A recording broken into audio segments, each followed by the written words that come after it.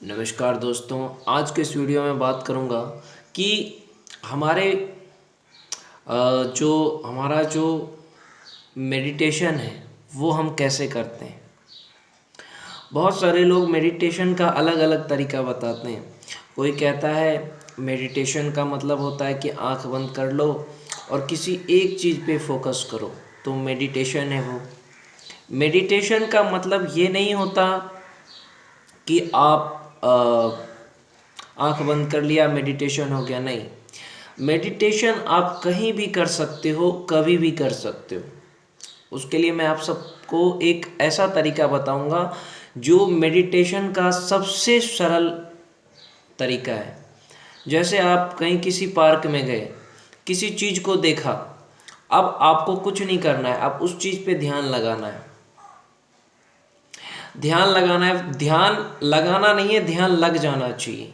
जैसे आपने किसी फूल को देखा, अब उसको देखते रह गए, देखते रह गए, देखते रह गए, तो ये क्या है? ध्यान है।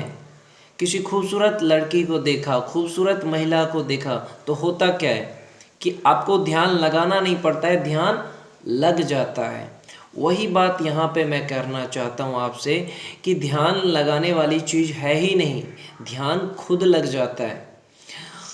आंख बंद करने से ध्यान नहीं लगता। जैसे आप कहीं पे बैठ जाओ और किसी एक पॉइंट को देखो या एक चीज़ पे फोकस करो, तो क्या होता है कि आपका जो ध्यान है वो वहाँ पे लगने लगता है।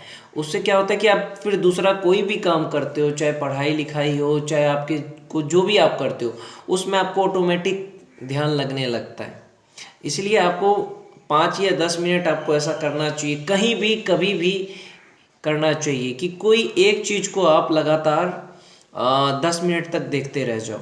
कम से कम 10 मिनट, नहीं तो 5 मिनट।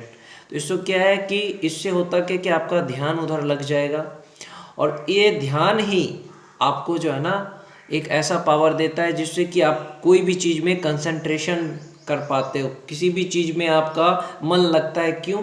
क्योंकि आपका उसमें फोकस होता है, आपका उसमें ध्यान लगता है। कई लोग कहते हैं ना कि हमारा ध्यान नहीं लगता है। ध्यान लगता ज़रूर है, लेकिन कहीं ना कहीं दूसरी जगह लगता है। जहाँ लगना चाहिए वहाँ नहीं लग रहा है। उसका कारण क्या है कि हम ध्यान लगाने का तरीका नहीं समझते हैं। हम ये सोचते हैं कि हम ये कर लेंगे तो ध्यान लगाने के लिए ये करना पड़ेगा। अरे ध्यान लगाने के लिए कुछ नहीं करना पड़ेगा, सिर्फ आपको किसी एक चीज़ पे फोकस करना होगा। भटकेगा मन इधर उधर भटकेगा, बहुत सारा शोरगुल हो रहा है जो आपको डिस्टर्ब कर सकता है, लेकिन अगर आपका ध्यान और संकल्प शक्ति मजबूत है तो आपको अपने लक्ष्य से कोई नहीं भटका सकता है।